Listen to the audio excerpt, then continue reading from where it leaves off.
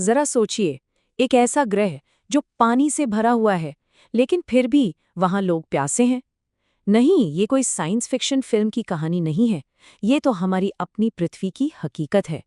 एक ऐसा प्लैनेट जिसका आप देखिए 3/4 हिस्सा पानी है, और फिर भी हम बात करते हैं पानी की किल्लत की।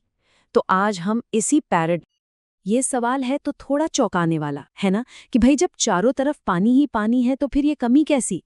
यही यही वो सवाल है जो आज हमारी पूरी बातचीत को आगे बढ़ाएगा। तो चलिए इसकी तह तक चलते हैं। देखिए, ये प्रॉब्लम सिर्फ नंबर्स या किताबों की नहीं है। ये जो तस्वीर है ना, ये दिखाती है कि लाखों लोगों के लिए पानी की कमी रोज की एक जीती जागती हकीकत है। ये जो लंबी लाइनें दिख रही हैं, ये सिर्फ बर्तनों की नहीं है, ये उम्मीदों और ज़रूरतों की लाइनें हैं। तो चलिए इस पहेली को सुलझाने की कोशिश करते हैं। अपने पहले सेक्शन में हम ये समझने वाले हैं कि आखिर पानी से लबालब ये दुनिया सूख क्यों रही है।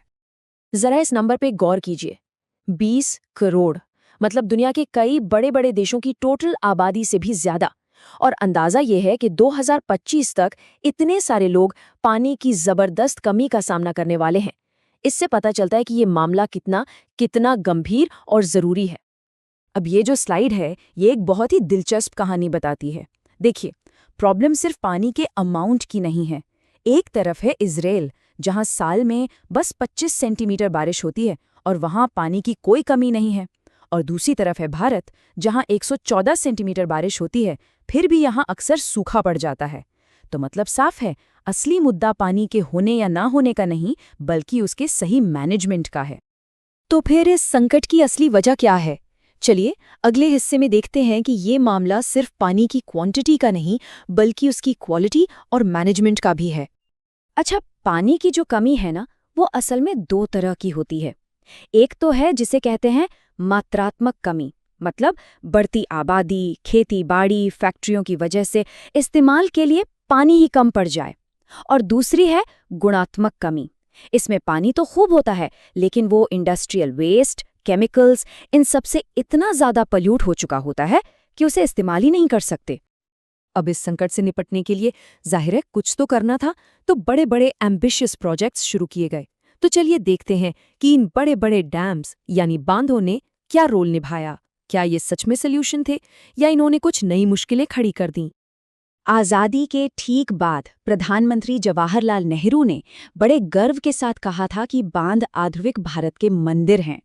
और ये लाइन उस उम्मीद को, उस तरक्की की सोच को दिखाती है जिसके साथ इन बड़े बड़े प्रोजेक्ट्स को देखा जा रहा था। और सच कहूं तो ये मंदिर वाकई में बहुत बहुत विशाल थे। जैसे ये हीराकुंड बांध, ऐसे स्ट्रक्चर्स इंजीनियरिंग के कमाल थे, जो लग रहा था कि देश के डेवलपमेंट की एक नई कहानी लिख रहे हैं। और इन प्रोजेक्ट से उम्मीदें भी बहुत बड़ी थीं, इसीलिए तो इन्हें मल्टीपर्पज या बहुउद्देश्य कहा गया। वादा ये था कि ये खेतों तक सिंचाई के लिए पानी पहुंचाएंगे, इनसे बिजली बनेगी, शहरों और इंडस्ट्रीज को पानी मिलेगा, बाढ़ कंट्रोल होगी, और तो और मछली पालन और नेविगेशन में भी मदद करेंगे। लेकिन क्या कहानी इतनी सीधी साधी थी? इन बड़े बड़े वादों के पीछे कुछ छिपी हुई सच्चाइयां भी थीं। और यहीं से कहानी एक नया मोड़ लेती है, जहां हम इन बांधों की दूसरी हकीकत को जानेंगे। हाँ, इन बड़े वादों की एक बहुत बड़ी कीमत भी चुकानी पड़ी। सबसे पहली बात, इन्होंने नदियों के नेचुरल फ्लो, उनके कुदरती बहाव को ही रोक दिया। इससे पानी में रहने वाले जीवों को बहुत नुकसान हुआ। दूसरा, बांधों में नदी की जो मिट्टी होती है वो जमा होने लगी, जिससे बाढ़ का खतरा कम नहीं हुआ बल्कि और बढ़ गया। फिर इनके पीछे जो रेजर्वॉयर्स बनते थे, उनमें बड़े बड़े जंगल और सैकड़ों गांव डूब गए। लाखों लोगों को अपना घर-बार छोड़ना पड़ा। और इन सब के ऊपर पानी के बंटवारे को लेकर राज्यों के बीच नए नए झगड़े शुरू हो गए। इसका एक क्लासिक एग्जाम्पल है कृष्णा गोदावरी विवाद। हुआ ये कि जब महाराष्ट्र सरकार ने कोयना नदी पर बांध बनाना शुरू किया, तो कर्नाटक और आंध्र प्रदेश ने इसका विरोध किया। उनका तर्क था कि भाई इससे हमारे राज्यों में पानी का फ्लो कम हो जाएगा, जिससे हमारी खेती और इंडस्ट्रीज सब चौपट हो जाएंगी। तो ये दिखाता है कि कैसे एक सॉल्यूशन कई नए झगड़ों को जन्म दे सकता है। तो सवाल ये है कि अगर ये बड़े बड़े बांध पूरी तरह से कामयाब नहीं हुए, तो फिर रास्ता क्या है? इसका जवाब छिपा है उन पारंपरिक सस्टेनेबल तरीकों में जो सदियों से हमारे देश में इस्तेमाल होते आए हैं। ये जो दो तस्वीरें हैं ना, ये अपने आप में पूरी कहानी कह देती हैं।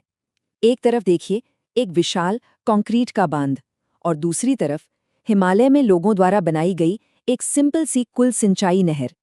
एक सॉल्यूशन है जो ऊपर से थोपा गया लगता है, और दूसरा जो जमीन से जुड़ा हुआ है। और कमाल की बात यह है कि पूरे भारत में लोगों ने अपनी अपनी ज़रूरतों के हिसाब से गज़ब के तरीके निकाले। जैसे हिमालय में गुल और कुल, जो पहाड़ों से पिघलती बर्फ के पानी को खेतों तक लाते हैं, या फिर राजस्थान के सूखे इलाकों में खादीन और जौहड़, जो बारिश के पानी को जमा करते हैं। बंगाल के बाढ़ वाले मैदानों में इनंडेशन चैनल्स, और राजस्थान के घरों में पीने का पानी स्टोर करने वाले अंडरग्राउंड टांके। राजस्थान की ये टाका प्रणाली तो एक बेहतरीन उदाहरण है। होता क्या है कि ढलान वाली छतों से बारिश का पानी पाइप के जरिए एक अंडरग्राउंड टैंक में जमा हो जाता है। अच्छा, पहली बारिश का पानी इकट्ठा नहीं करते, उससे छत और पाइप साफ हो जाते हैं।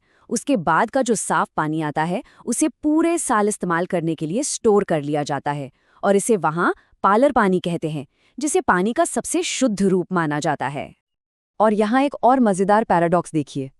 शिलोंग, जो दुनिया की सबसे ज्यादा बारिश वाली जगह मौसिनराम से सिर्फ 55 किलोमीटर दूर है, वही शहर पीने के पानी की भारी कमी से जूझता है। और इसीलिए वहां लगभग हर घर में रूफटॉप रेन वाटर हार्वेस्टिंग का सिस्टम लगा है, जो शहर की करीब 15 से 25% पानी की जरूरत पूरी करता है। कमाल है ना?